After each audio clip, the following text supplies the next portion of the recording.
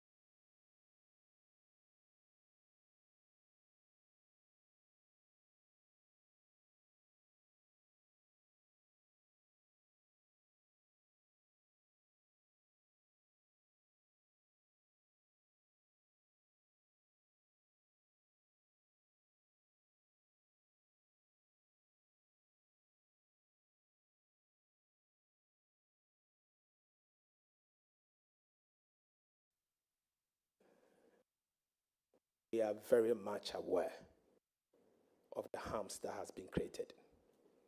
It's not palatable. It's worrying. For example, you need to always, every week, week in, week out, go into the T-bill market and refinance it, 111 billion Ghana cedis. Week in, week out.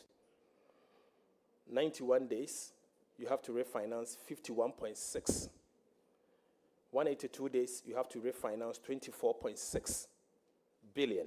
And 64 days, you have to refinance 34.9 billion. So together, you are talking of 111 billion Ghana cedis in T-bills that you have to refinance. Or probably roll over. Aside the domestic payment debt that I spoke about. But we will implement an effective debt management program, and we will establish an independent debt management office. I think I said it earlier. And this independent debt management office will manage our debt better, and going forward, avoid past mistakes. I think that is very important. I think we don't have to dwell too much with the past. The past is behind us.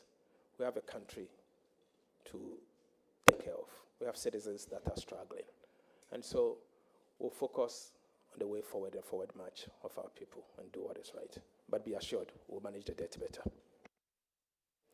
Thank you very much. Any more questions from Omar? Honorable members, against the ground rules, I've exercised my discretion as the chairman of the committee to welcome a question from Sami Auku, a friend to the committee. Thank you, Mr. Chairman. Mr. Chairman, I would like to just ask a follow-up question, if it pleases Mr. Chairman, and then I can go on to my substantive. Congratulations, Honorable Nominee.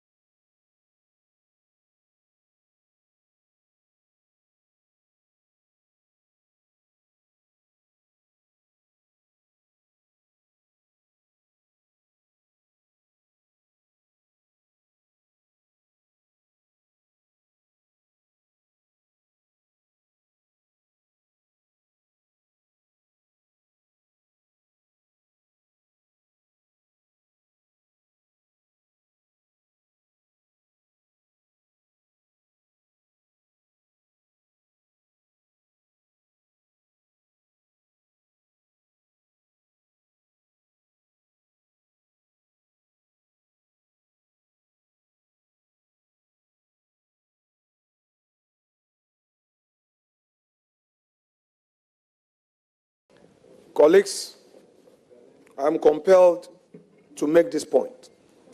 We are here in good faith. The minority has cooperated with chairman for us to get here in good faith. The letter got to us in Parliament.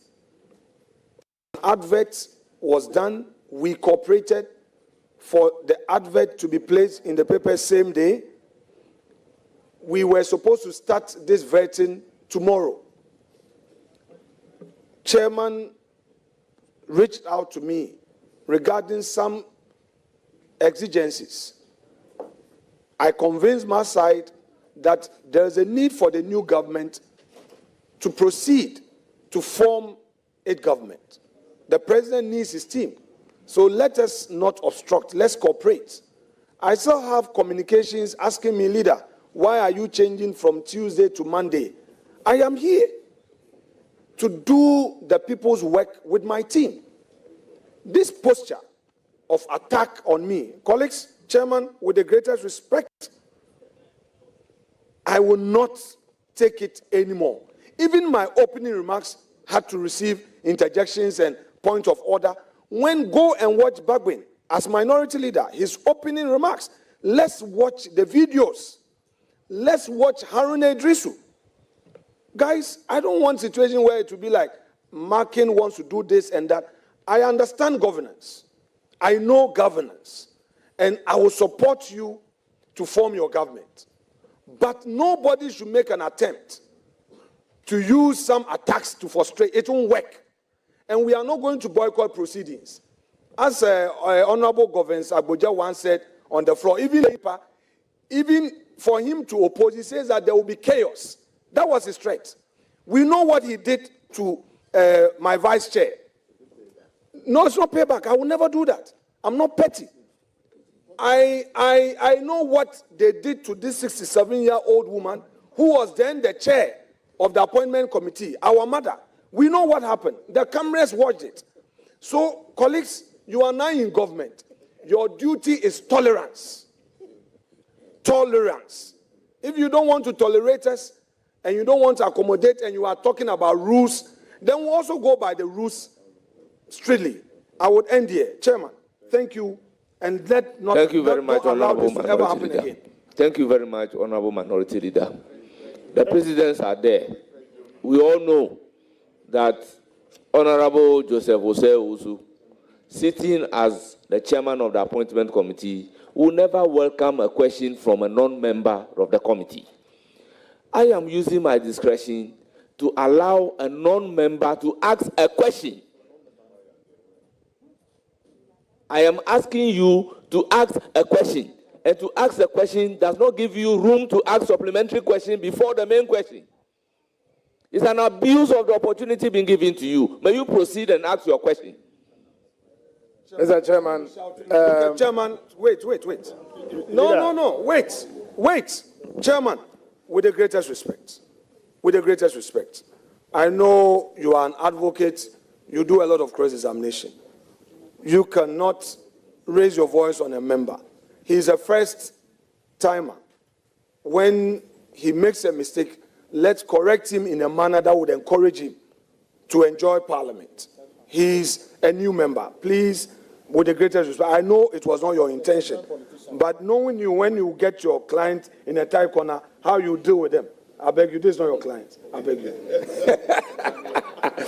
Neither is he. So, Mr. Chairman, Honourable member, ask your question. Mr. Chairman, thank you very much. But first of all, I did not even make a mistake in the first place. Just for the records, I did seek leave. Go ahead and ask the question, and please. Once it wasn't approved, then I proceed to my substantive. That's all, Mr. Chairman. And thank you very much, Mr. Chairman, for the clarity. And I will proceed. Honourable nominee, I would like to refer you to a publication on the 15th of March 2021. Policy to restrict gambling and to even ban it, he said. And this was a quotation